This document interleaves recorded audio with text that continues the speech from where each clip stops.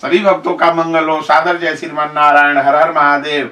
आज मैं आप लोगों को बताने वाला हूं कि यदि कोर्ट कचहरी में आपका केस चल रहा है, नौकरी नहीं मिल रहा है, शादी विवाह में रुकावट है, घर का बना हुआ काम बिगड़ जाता है, तो रुके हुए काम को करने के लिए कुछ मैं आसान उपाय बता रहा हूं, जिसको करने से आपकी जिंदगी में सारी समस्या समाप्त हो जाएगी।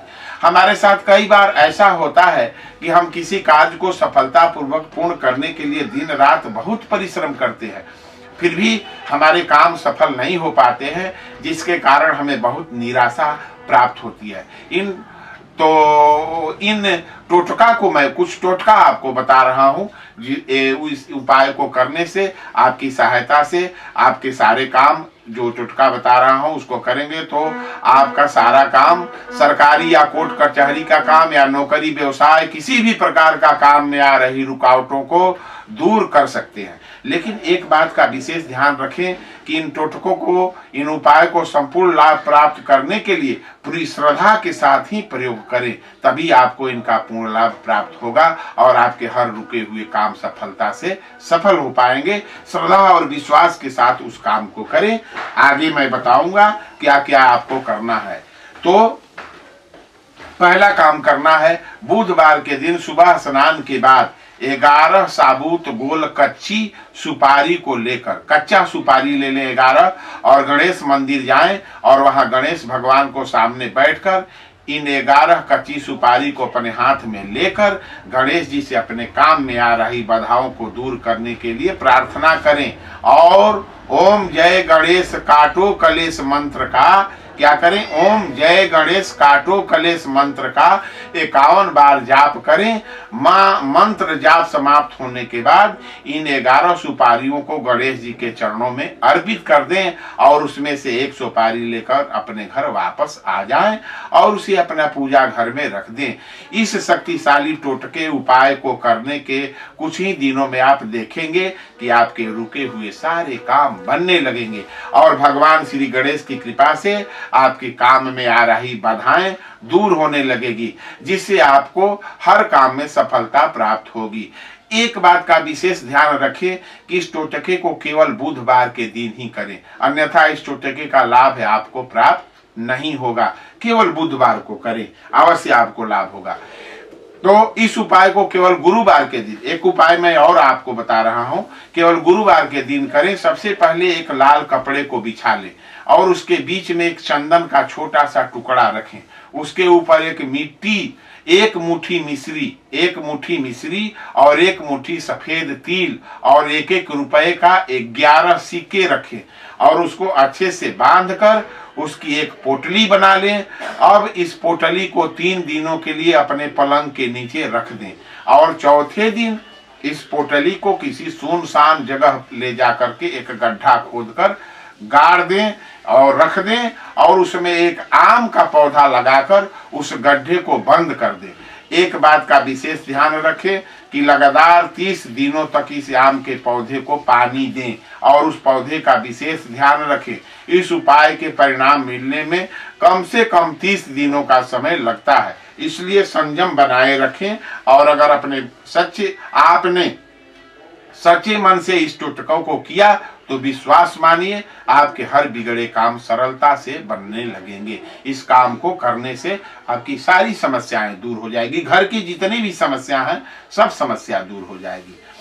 अब मैं आपको टोटका एक और बता रहा हूँ। आप किसी भी दिन और किसी भी समय कर सकते हैं, किसी भी दिन कर सकते हैं। इस टोटके को करने के लिए आपको भोजपत्र की आवश्यकता पड़ेगी।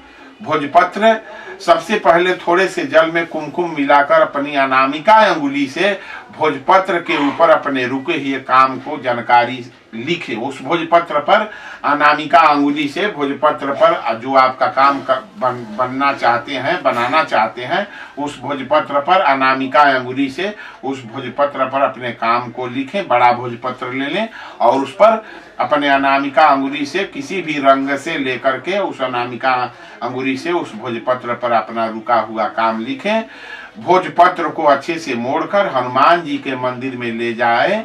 हनुमान जी के सामने बैठकर सबसे पहले एक पाठ हनुमान चालीसा का और एक पाठ हनुमान अष्टक को पढ़ें।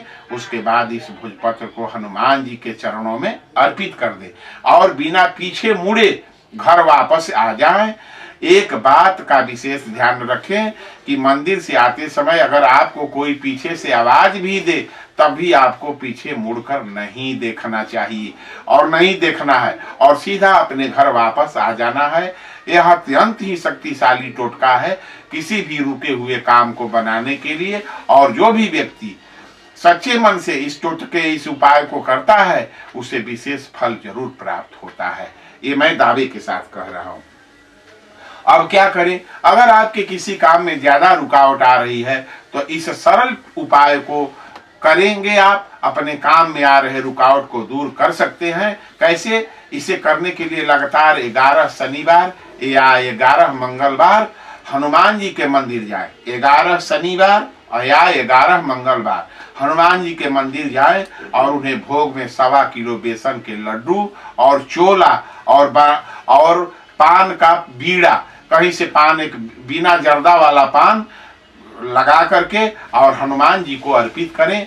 यह काफी प्राचीन उपाय है किसी भी रुके हुए काम को बनाने के लिए। इस उपाय की सहायता से आपके बड़े से बड़े कार्य जिसमें रुकावट आ रही है वह सरलता से पूरा होने लगेगा और हनुमान जी की कृपा से आपकी कार्य में आने वाली सभी बाधाएं दूर होने लगेगी। तो इसको अवश्य करें। रुके हुए काम बनाने के लिए लगातार 3 गुरुवार विष्णु जी के मंदिर जाकर उन्हें 11 नारियल अर्पित करें। ऐसा करने से रुके हुए काम बनने लगते हैं। तो ये भी आपको मैं उपाय बता रहा हूं। अब क्या करें? एक और उपाय बता रहा हूं। एक ताजे पीले नींबू में 11 लौंग गाड़ दे और 11 लौंग गाड़कर हनुमान जी के मंदिर में जाएं और उनसे अपनी मन की इच्छा बोलकर वह नींबू उनके चरणों में अर्पित करने से भी रुके हुए काम आपका बनने लगता है।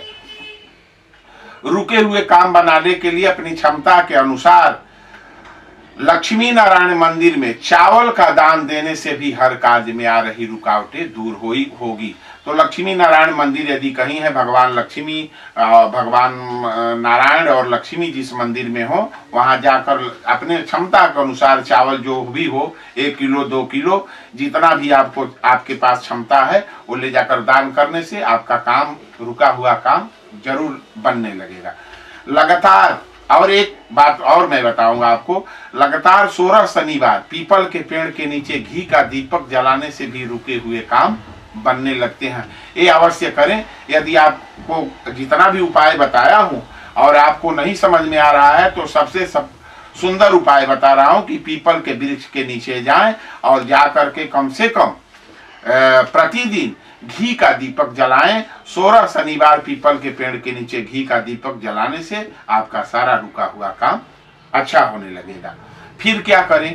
काले कुत्ता, यदि काला कुत्ता या गाय को गुड़ रोटी खिलाने से भी कार्य में आ रही रुकावटें दूर होती है। तो कहीं भी काला कुत्ता देखें और या गाय माता को देखें तो गुड़ और रोटी खिलाना चाहिए। इससे आपके कार्य में आ रही रुकावट दूर होती है और हर कार्य सफलता पूर्वक बनने लगता है।